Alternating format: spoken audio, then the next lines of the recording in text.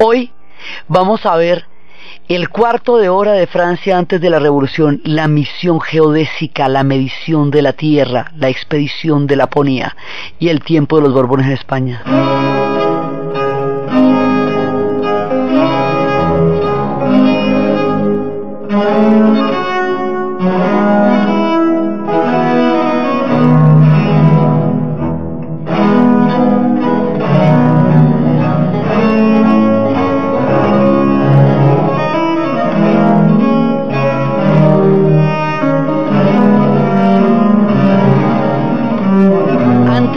De los días navideños, de la pausa de las fiestas que hicimos en esta época de fin de año, estábamos hablando de las ideas de la Ilustración y de la enciclopedia, y estábamos hablando de cómo la enciclopedia compendiaba el conocimiento de una época con el fin de popularizarlo y hacer valer los derechos mediante el conocimiento y entendiendo de qué le están hablando uno y qué derechos son los que uno tiene a partir de estas historias. Y las ideas de la Ilustración estaban generando todo el concepto de ciudadano. Las ideas de la Ilustración también tienen una parte del discurso que van a tomar los reyes de la época, y es la parte de la razón. En las ideas de la Ilustración hay varios componentes. Uno es la libertad, la autodeterminación de los pueblos, los derechos del individuo, del ciudadano, de la integridad, que es, digamos, la parte revolucionaria, la parte que llevaría a las independencias en Estados Unidos, a la Revolución Francesa, a la Revolución Americana, que es todo el contenido de la libertad. Pero también tiene otra parte que es la razón, o sea, la razón como instrumento para dirimir todas las acciones humanas. De la razón sacaron los gobernantes lo que se llamaría el despotismo ilustrado. Y el despotismo ilustrado era que un gobernante tendría tales poderes, no de la divinidad, porque esto ya logra ser bastante cuestionado, sino de la razón a través de la cual gobernaba. O sea, que sus leyes y sus actos de gobierno estaban inspirados en dictados de la razón, es decir, que el tipo no iba a pedir cosas absurdas ni que iba a ser arbitrario, sino que la razón debería ser un criterio y una medida para el gobernante, una medida según la cual él debería ser obedecido precisamente porque gobernaban de manera que estuviera de acuerdo con la razón. Este pensamiento del despotismo ilustrado es lo que va a llevar a Catalina la Grande en Rusia, por ejemplo, a desarrollar un proyecto enorme. Ella va a estar con Voltaire, ella va a conocer a la gente de la Ilustración, a los enciclopedistas, ella va a ayudar a Diderot, y ella va a beber de las fuentes del mundo de la Ilustración, pero no para la libertad de su pueblo, ni mucho menos, sino para la construcción de una clase inteligente en Rusia. Así ella va a crear las condiciones para que casi un siglo después de su existencia llegaran a producirse la mayor generación de escritores que Rusia le haya dado nunca al planeta. Hay que ver que Rusia ha dado muchos. Una inteligencia que fuera capaz de conservar la obra de modernización de Pedro el Grande. Entonces, eso está pasando, y este fenómeno de los gobernantes metidos en razón, por la razón, es lo que se llama el despotismo ilustrado. O sea, que ya no estaba la arbitrariedad real como tal, porque la razón se había vuelto también un instrumento de gobierno. Entonces eso hace que haya muchos intereses científicos, que haya muchos intereses en descubrir el mundo, en conocerlo, en medirlo, y que haya empresas de la corona que estén dispuestas a financiar tales proyectos. El mundo de la razón y el mundo de la Ilustración le abre las puertas a la ciencia, y la ciencia se va convirtiendo en una epopeya y en una utopía. Hoy por hoy, cuando estamos viviendo los desastres del exceso de la ciencia, podemos ver con bastante escepticismo sus avances y sus progresos, pero cuando esto se estaba inventando, esto era la maravilla total. Entonces esta va a ser una época de grandes descubrimientos científicos, y va a ser una época de grandes exploraciones. Entonces la primera parte de las exploraciones la habían hecho los españoles, porque los españoles rápidamente se unificaron, rápidamente se unieron en torno a la corona, al catolicismo, o sea, resolvieron una serie de problemas una vez expulsaron a los judíos y a los moros, que fue, también se armaron otros, ¿no? Porque los judíos y los moros eran los que tenían el conocimiento de la tierra, de la ciencia, de un montón de cosas, sin los cuales se creó la corona española cuando nació como Estado Nacional, y de eso hasta nosotros pagamos consecuencias. Pero entonces resulta que España no tiene problemas internos profundos, mientras que Inglaterra y Francia se van a despedazar en las guerras de la Reforma y la Contrarreforma, como habíamos visto en su momento. El tiempo que Inglaterra y Francia se habían gastado en resolver los conflictos religiosos, España se lo había gastado en crear el gran imperio de ultramar. De manera que ella lo hace, y cuando los otros se pellizcan, 1, 2, 3 por mí, eso ya lo tienen España y Portugal, que habían hecho la vuelta primero. Eso le va a dar mucha piedra a los ingleses y a los franceses, porque van ahí como es que todo es para ustedes. O sea, y entonces que ahí hay una línea que se llama Tordesillas, y eso, la mitad del ponqué para los españoles, la otra mitad del ponqué para los portugueses, y nosotros qué, y como por qué no. Entonces esto va a generar agrias rivalidades, y es el origen de la piratería. Es precisamente por eso que los ingleses van a proponerse montarla de piratas como una forma de sabotaje y de pillaje contra el flujo de oro y de riquezas que está saliendo de América para España. Dice, bueno, si no nos deja participar en ese ponqué, por lo menos se la complicamos. Y se la vamos a complicar a través de los piratas y de los filibusteros y de toda esa época, y es cuando los mares se infestan de piratas, y esto era una política, digamos, de la corona. O sea, unos estaban con un aval explícito que era lo que eran los corsarios y lo que se llama la patente de corso, y otros lo estaban con por su cuenta y riesgo, pero a lo bien. A la final todo el mundo estaba en la misma vuelta, que era complicarle la vida a España. Entonces, mientras tanto, cuando ya va pasando todo el tiempo, empiezan a buscar, los ingleses y los franceses van a encontrar la manera de explorar la parte que los españoles no tienen, y es toda la parte del norte. Entonces esto había empezado desde Francisco I, pero las guerras de la Reforma y la Contrarreforma habían hecho muy difícil continuar con las expediciones. Se armó el polvorín en casa, y entonces había que resolverlo. Pero desde ahí está arrancando Cartier, y después va a arrancar Champlain. Y Cartier y Champlain son los que van en últimas a navegar y a conocer el Canadá. Y ellos van a buscar en el Canadá lo que no pueden tener en España directamente, en América Latina directamente, en América del Sur directamente, porque por el bloqueo español.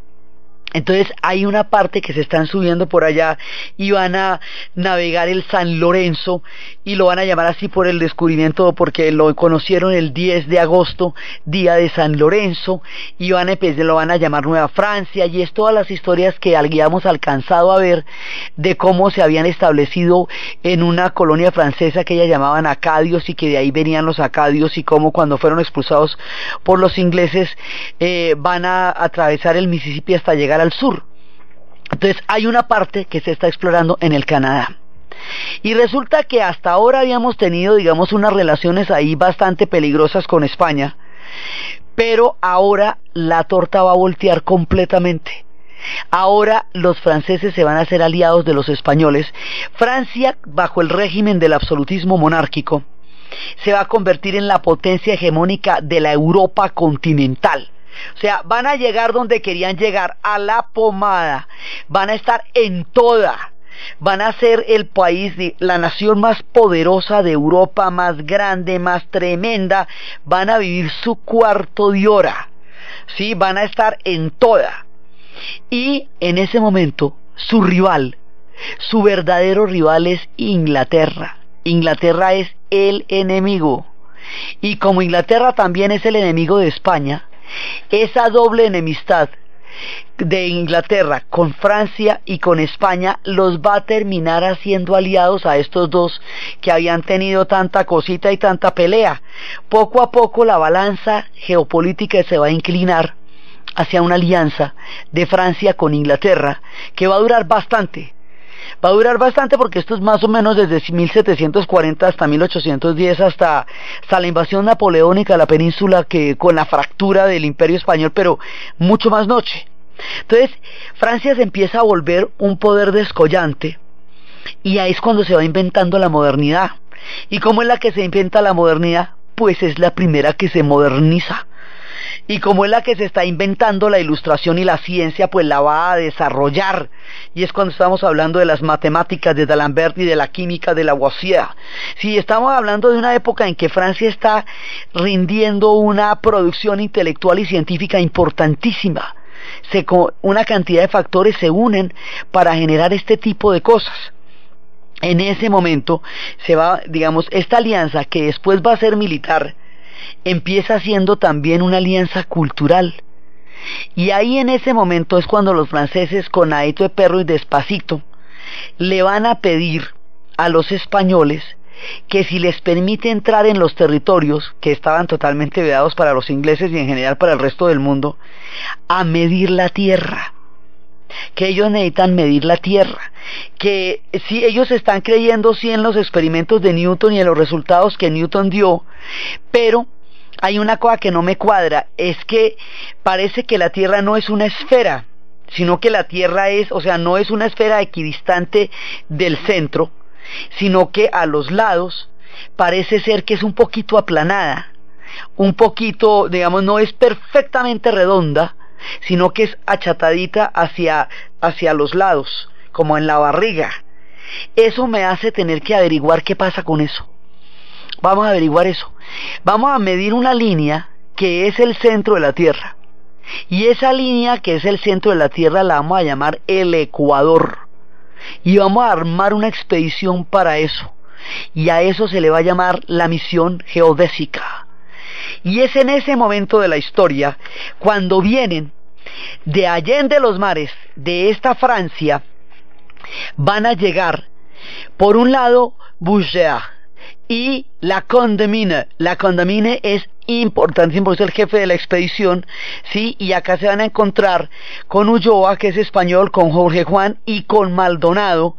Maldonado es un tipo importantísimo porque Maldonado es un hombre nacido en estas tierras que tiene un gran conocimiento de la naturaleza, que es un científico, un hombre de gran mirada que le cae como anillo al dedo a la Condamine. Y van a crear lo que se llama la misión geodésica.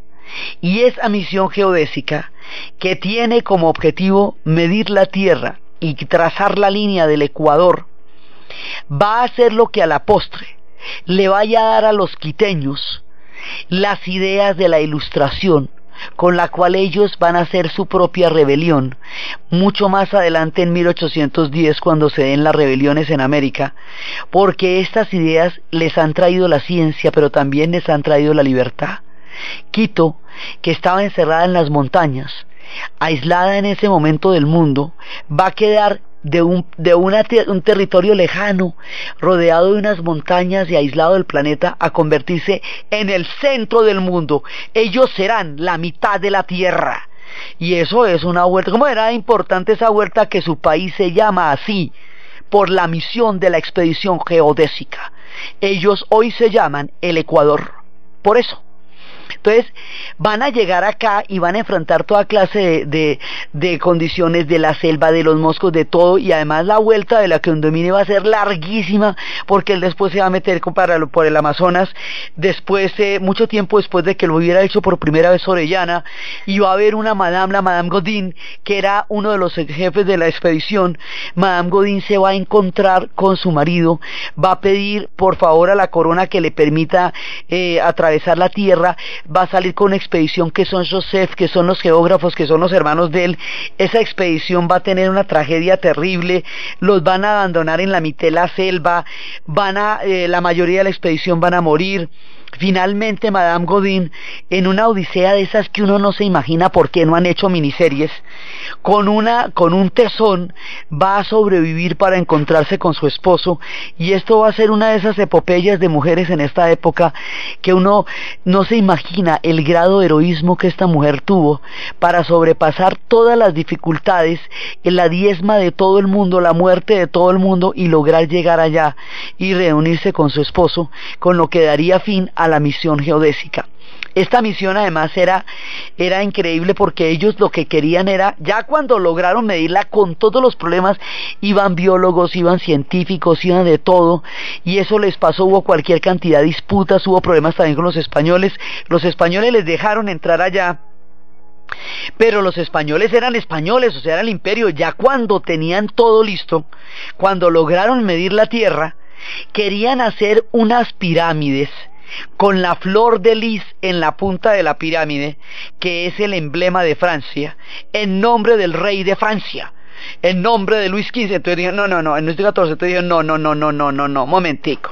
Una cosa es que se les permita hacer la medición, una cosa es que se les colabore, que se les coopere, que se les preste la gente, y otra que le vayan a poner la flor de lis y le vayan a poner el nombre del rey de Francia, y que ni siquiera le den los créditos a los españoles cuyo territorio ellos poseen y les dejaron a ustedes entrar de puros regios y queridos. Pues no. Entonces les van a desbaratar sus pirámides, porque tampoco, o sea, no se puede pasar usted así de avión, tampoco. Eso les pareció una avionada a los españoles, porque pues finalmente eran huéspedes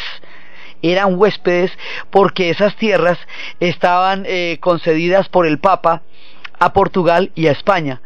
Pues entonces por eso era que les decían, que los ingleses les decían, hágame el favor y me muestra dónde el padre Adán le firmó a usted que esas tierras eran de usted. O sea, nadie reconocía. Imagine cómo van a reconocer, en el caso de los ingleses, un decreto que da el Papa, que dice que las tierras de América son de los españoles y de los portugueses, cuando los ingleses lo que han hecho es romper con el Papa, ¿me entiende? Entonces no lo reconocían. Entonces, en el caso de los franceses, que se fueron por las buenas, que intentaron, y que también eran católicos y que también obedecían al Papa, sí, se puede, pero no vaya a ser usted pues que ponga la flor de lis y no reconozca al rey de España, ni siquiera, porque es que todas estas tierras son del rey de España. En ese momento era considerado así. El asunto es que finalmente no se hacen las pirámides, pero sí se mide la tierra, y la importancia de medirla por el Ecuador era que por África no se podía entrar. Ellos ya habían bordeado las costas del África y no se podía entrar. Tampoco se podía hacer por el Amazonas, porque era más impenetrable aún. Después lo haría la Condamine del Loco, pero la misión no podía entrar por allá. Entonces la idea era medirla por Quito, y es así como Quito, primero Guayaquil, que llegaron allá, y luego Quito, se van a convertir en el centro de la tierra y a crear el país del Ecuador. Pero también al mismo tiempo se está haciendo una expedición que va para Laponia, o sea, que va para los polos. Entonces los franceses en este momento están haciendo expediciones que buscan la Antártida, que buscan los polos, la Laponia, una parte del África que empiezan a circunnavegar. Van a medir la tierra y van a conquistar una buena parte del Canadá. O sea, el tamaño de lo que está pasando, los geógrafos que están mandando, además es una pelea con Inglaterra cabeza a cabeza, porque los ingleses están creando la sociedad, la gran sociedad real de Londres, y también ellos están con el capitán Cook y con todos los científicos mandándolos por ultramar. Entonces los franceses mandan los suyos por el otro lado, y finalmente estas tierras se van a abrir es a los hombres del sectante, a los hombres de los... No son los arcabuces los que nos van a dar la dimensión de esta tierra. Los que nos van a dar la dimensión de esta tierra son los científicos, son los geógrafos, son los botánicos, son todos aquellos que vinieron con el interés de entender la ciencia, y fueron ellos los que, con las ideas de la Ilustración y el clima de la época, darían pie para la llegada de la expedición botánica, para las figuras figuras como el sabio Caldas, y esa expedición botánica a nosotros nos daría también un componente muy importante de empezar a valorarnos, de empezar a entendernos en una geografía descomunal, magnífica, inmensa, maravillosa, empezar a sentir un orgullo de pertenecer a una tierra tan rica y tan fantástica. Nos enseñaron a mirarnos a través de ese tipo de expediciones, y eso nos generó unas ideas de propia valía que se construyeron a partir de estas misiones científicas, que estaban inspiradas también por las ideas de la Ilustración. Era un momento en que el hombre miraba al planeta con ojos de extrema curiosidad.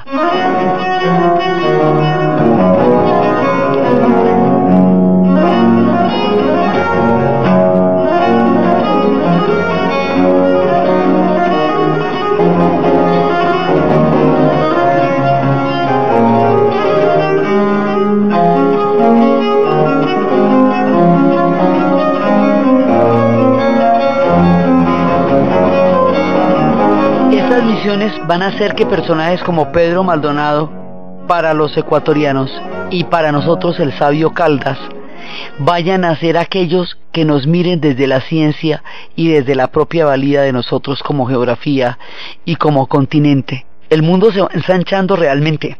Se están midiendo las latitudes, se están midiendo las longitudes.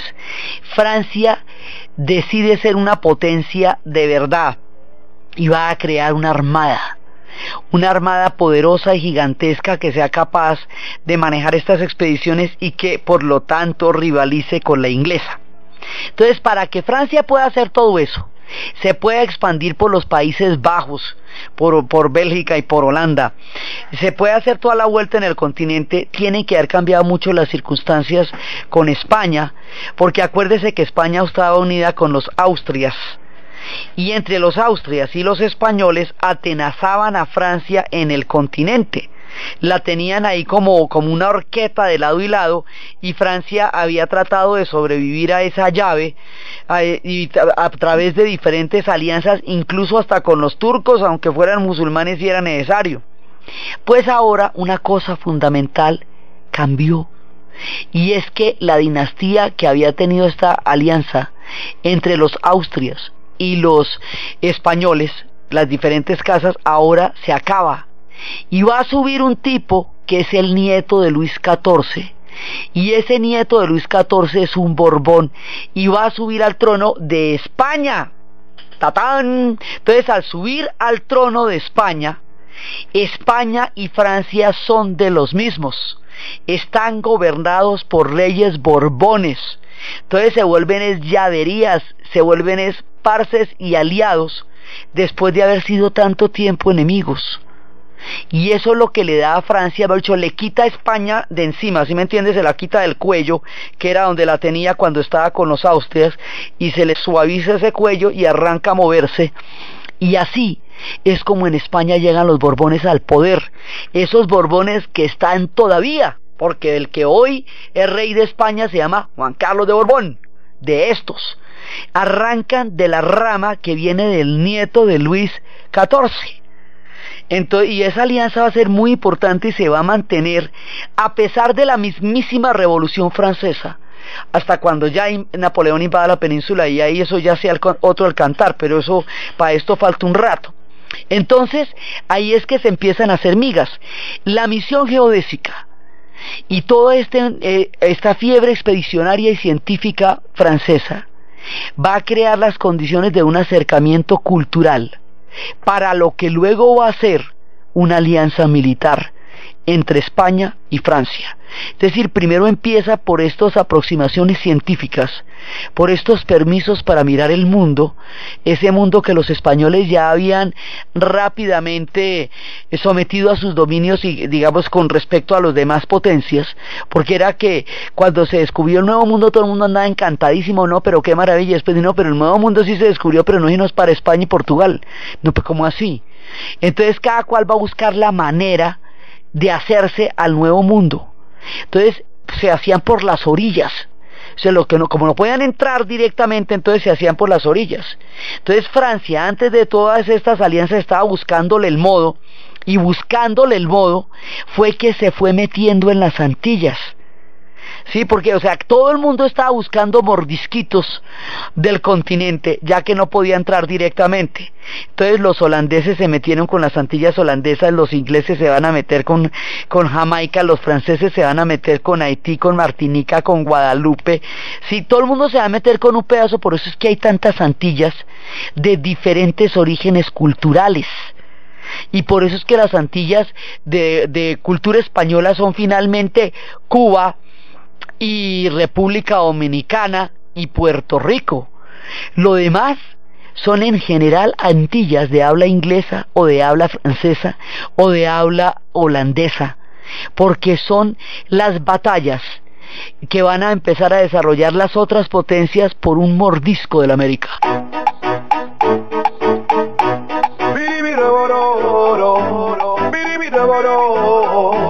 Haïti pays qui a souffri, dans tout bas nous joindre la vie, c'est la nouvelle feeling nous.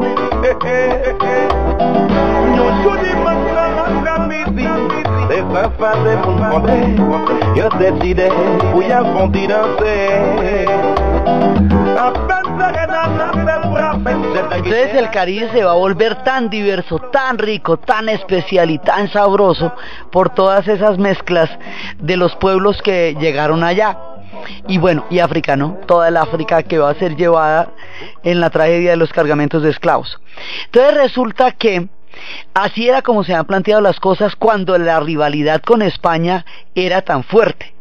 Pero ahora que se van a acercar, ahora que se van a volver aliados, se pueden hacer estas expediciones directamente al continente y entonces se puede medir la mitad de la tierra, cosa que no se hubiera podido hacer en tiempos de los Austrias porque no había habido manera de llegar a ese acuerdo con la corona española.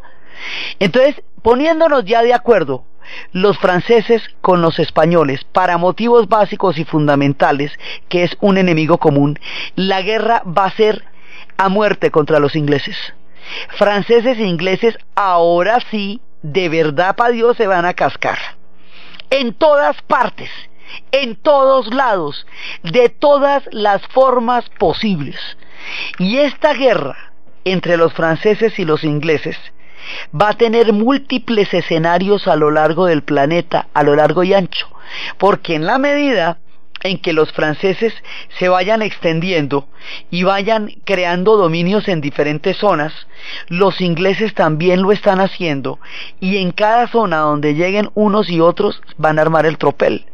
Entonces en el Canadá es donde las guerras van a ser más duras. En el Canadá los ingleses y los franceses se van a enfrentar en serio, porque son los que se están rivalizando el control del mundo, del nuevo mundo en el norte. Y allá se van a, los iroqueses y los algonquinos van a tomar partido por los franceses y por los ingleses, van a librar unas guerras muy grandes que a la postre va a terminar haciéndole mucho daño al mundo indígena, porque se van a involucrar en guerras europeas que no son de ellos. Eso lo veremos en su momento cuando estemos mucho más adelante contando historias del Canadá, pero es, digamos, como empezaron a hacer ellos. Ahora, la idea era, de todas maneras, ganar las batallas por la exploración, y una de las razones por las cuales los franceses llegaron al Canadá era porque pensaron que allá había un canal que los podía comunicar con China, y le decían la Shan. De todas maneras, aunque no encontraron la China sino el río San Lorenzo, inclusive cuentan de uno de los exploradores franceses que se fue disfrazado de chino, hablándole chino a los iroqueses, y los iroqueses lo miraban y se morían de la risa y dicen: míramen a este man, dice que aquí todo chino, ¿de a quién le estará hablando? Porque acuérdense que el fantasma es la India, la China y el Japón, no es Oriente, que nosotros nos decían Catay y Zipango, que nos decían indios porque pensaron que llegaban a la India. Entonces, dentro de ese orden de ideas, pues como esos lagos y esos ríos en el Canadá son tan gigantescos, ¿a usted quién le dice que eso no es un mar?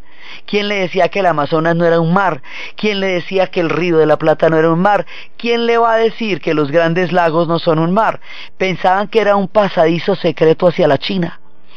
Y en las historias más increíbles de fríos y de inviernos y de hielos y de cazadores de pieles, Cartier y Champlain van a crear el Canadá y van a fundar, cuando vieron un momento en que ven una montaña tan bonita, tan bonita, tan bonita, tan sagrada, tan maravillosa, que no lo pueden creer, y dice: ese monte es un monte real, y ahí se va a quedar por esa montaña Montreal. Y ellos van a fundar Quebec.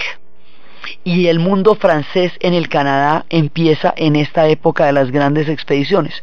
Entonces, para armar esa guerra, van a tener que cobrarle muchos impuestos a la gente, muchísimos impuestos, porque la guerra, ¿quién la paga? El pueblo es el que paga la guerra con impuestos. Entonces eso se lo van a clavar es a los franceses, al pueblo, a la gente de a pie. ¿O usted qué cree, que la nobleza es la que nos va a pagar esta guerra, teniéndola como la teníamos en Pachangá, en Versalles? Señor, me la van a pagar la gente de a pie, la que trabaja. Entonces eso en un momento dado se nos va a complicar. Entonces hay dos ejes en Francia: Versalles, que es la corte; París, que son las ideas. París es la ciencia, el movimiento, las ideas. Por eso la enciclopedia, cuando estábamos contando las historias de los enciclopedistas, la define como el corazón del mundo, como el sitio donde han salido hombres más brillantes que en todo el resto de Francia. Y es desde ahí y desde esta época que los franceses empezaron a sentirse el rey, el corazón del mundo, como que todavía les pasa eso. Igualmente les pasa a los ingleses. Entonces, esta guerra de los franceses y los ingleses va a llegar a extremos, como que los franceses, cuando la Revolución Americana estalle, vayan a apoyar a los Estados Unidos en su proyecto de independencia contra Inglaterra, porque sus enemigos son los ingleses. Entonces por eso van a estar apoyándolos allá, y eso va a ser, digamos, se van a meter en muchas guerras, tratando de combatirse con los ingleses, porque los ingleses, después de todos los asentamientos franceses que se hicieron en Acadia y en Nueva Francia, los van a sacar de ahí. Y entonces ellos van a sacarlos de una manera terrible, y ellos se van a tener que venir por el Mississippi hasta Luisiana, que era lo que habíamos visto cuando hablábamos de la comida cajún. Y esa sacada de ahí a ellos les va a dar mucha bronca. Por eso cuando los Estados Unidos se intenta independizar de ellos, los primeros voluntarios para ayudarlos en esa vuelta van a ser los franceses, con Lafayette, que va a estar allá metido. Entonces estas guerras van a llevar, como les digo, a muchísimos impuestos. Y eso va a hacer que también España, para sostener la caña y todo eso, y para estar en esta época, también tenga las reformas borbónicas y también vayan a cobrar muchos impuestos. Y también los ingleses, para financiar la guerra contra Francia por los territorios del Canadá, van a tratar de someter a las colonias americanas a una profunda tiranía, digamos. Van a intentar dominarlas, cuando nunca las han dominado, porque esos eran empresas independientes, y les van a pedir una cantidad de impuestos para sostener esas guerras por los territorios del Canadá contra Francia. Y esos impuestos, como el impuesto al té, es lo que va a llevar que los americanos del norte le hagan un boicot al té y lo arrojen al mar y empiezan a consumir café. Y el boicot del té es lo primero que va a detonar la Revolución Americana, la Revolución de los Estados Unidos. Entonces todo esto va a ser por un problema de impuestos. Cuando las reformas borbónicas armaron el lío de impuestos tan grande en la América española, fue cuando aquí se dio lo de los comuneros, lo de Charalá, cuando se dio la rebelión de Tupac Amaru en el Perú. Pero esto no sería la independencia, ni mucho menos, pero sí fueron unas rebeliones muy grandes. En Estados Unidos estas sí van a ser las independencias, y lo van a hacer contra los ingleses, y eso les sirve de primera mano a los franceses para ir acorralando a los ingleses, por lo menos sacarse el clavo de que los hayan sacado de allá. Y esto va a hacer que de aquí en adelante se van a dar unas alianzas completamente nuevas, y que España y Francia estén en todo juntas, y que el enemigo sea única y exclusivamente, para ese caso, Inglaterra.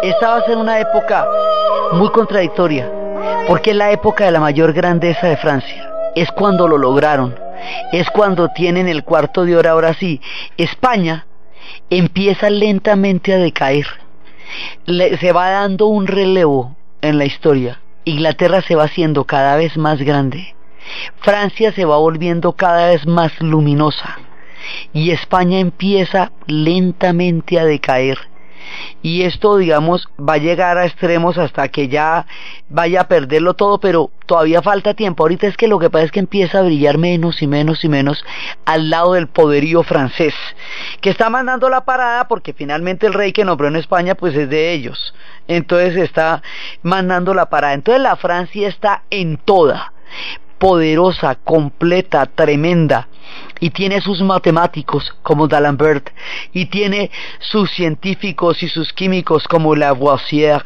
sus geógrafos como la Condamine, tiene sus biólogos, tiene toda una cantidad de científicos que son descollantes. En este momento se empiezan a hacer los puentes colgantes, ellos empiezan a desarrollar los puentes colgantes, las leyes de los gases, o sea, es muchísimo lo que se desarrolla científicamente en ese momento en Francia, que la historia no lo reconoce tanto porque Inglaterra le hizo mucho más propaganda a todo su mundo científico y va a quedar instaurada con la revolución industrial como la poseedora de todos los saberes, cuando Francia no tiene que envidiarle. Digamos, lo de Francia es serio, está produciendo intelectualmente cosas absolutamente increíbles, y están generando las ciencias, están generando las ideas, están generando la ciencia, están creando la separación de poderes, están creando lo que después van a ser los elementos de la química como ciencia, ya no como alquimia, sino como ciencia. Entonces es un momento muy importante del pensamiento francés a nivel matemático, a nivel histórico, a nivel científico, a nivel político. Todo esto se está, y todo esto viene de París. O sea, toda la intelectualidad y todo este pensamiento viene de París, y la corte viene de Versalles. Son esos dos ejes que se están dando en este momento. Entonces, toda esta expansión, toda esta confrontación con Inglaterra, toda esta lucha en tantos escenarios, que en el Canadá, que en el Caribe, que en el continente, que en todos lados, va a terminar haciéndole mucha mella al tesoro y al fisco de los franceses, porque eso ya no aguanta, un momento en que ya no aguanta. Entonces, lo mismo que ellos tuvieron que sostener, que los ingleses tuvieron que tratar de sostener su guerra a costa de los impuestos sobre las colonias, Francia le va a cobrar los impuestos es a su propio pueblo, y los impuestos a su propio pueblo se van a volver impagables. Entonces hay un momento en que Francia está en su mayor ascenso, su mayor brillo.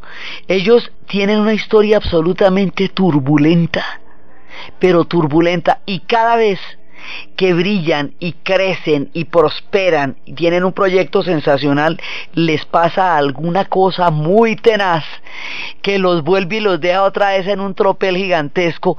Se recuperan y vuelven y salen adelante, y les toca otra. Una de las historias más, digamos, que más cambiantes de fortuna es la historia de los franceses. Los hemos visto florecer y hundirse una y otra vez a lo largo de esta serie. Lo teníamos divino en la época de Francisco I, y tenga que vinieron la Reforma, y mire cómo les pasó de complicado, cuántos años se gastaron. Los habíamos tenido lindos en la época de los Capeto, y después, cuando se nos acaban los Capeto, es cuando viene la época de los Reyes Malditos. Entonces, lo que pasa es que cada vez que tienen un florecimiento es más grande y más grande y más luminoso que el anterior. O sea, de alguna manera sí van avanzando mucho, aunque tengan tantos cataclismos, y después otra vez se hunden, pero salen más arriba. O sea, cuando salieron la época de Francisco I estaban más arriba, y de Enrique IV más arriba todavía, y ahorita en esta época del absolutismo están brillando con todos los hierros.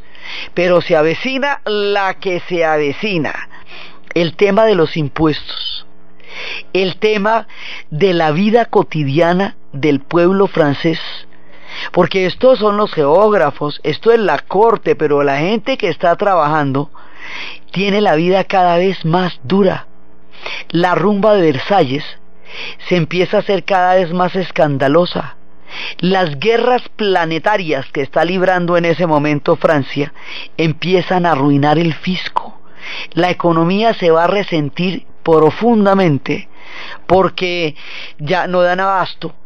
El pueblo va a sentir esa presión en su salario y en su trabajo, la corte de Versalles se va a hacer cada vez más extravagante y una cantidad de circunstancias increíblemente complejas empiezan a llevar a las puertas de uno de los procesos históricos más apasionantes, sonados y famosos de la historia, las ideas que se han venido cocinando de la Ilustración, toda esta formulación política que estamos teniendo en este momento, más la increíble decadencia de Luis XVI, porque es que en la época de Luis XV es cuando está pasando todo esto.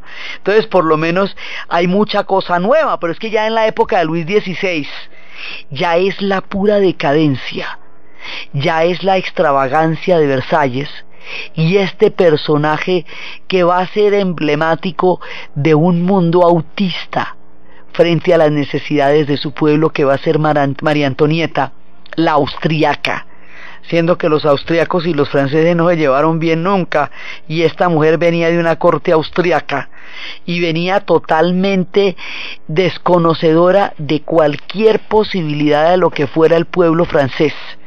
Ella venía, acuérdense cómo casaban a las mujeres en esa época, como un intercambio de realezas. Si ella va a llegar allá, y Luis XVI va a estar en esa época, y ya ellos empiezan a perder la brújula, el control de qué es lo que están haciendo con los destinos de Francia, porque ya en ese momento la extravagancia de la corte se reproduce a sí misma y se mira a sí misma, y es cuando el favor del rey se va a convertir en una cosa como la única forma de gobernar. Entonces el despotismo ilustrado, todavía con Luis XV da, por lo que le digo, por la misión geodésica, por la Laponia, por los polos, por el Canadá todavía, pero en Luis XVI ya no da, porque el hombre ni tiene la visión planetaria para eso, ni tampoco el sentido político del absolutismo que tiene Luis XIV. Él no tiene sino la rumba, él no tiene sino la pachanga, y no tiene sino la extravagancia.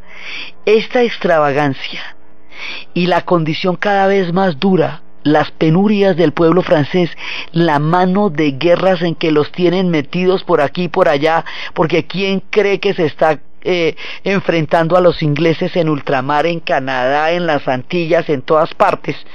Pues el pueblo de los franceses.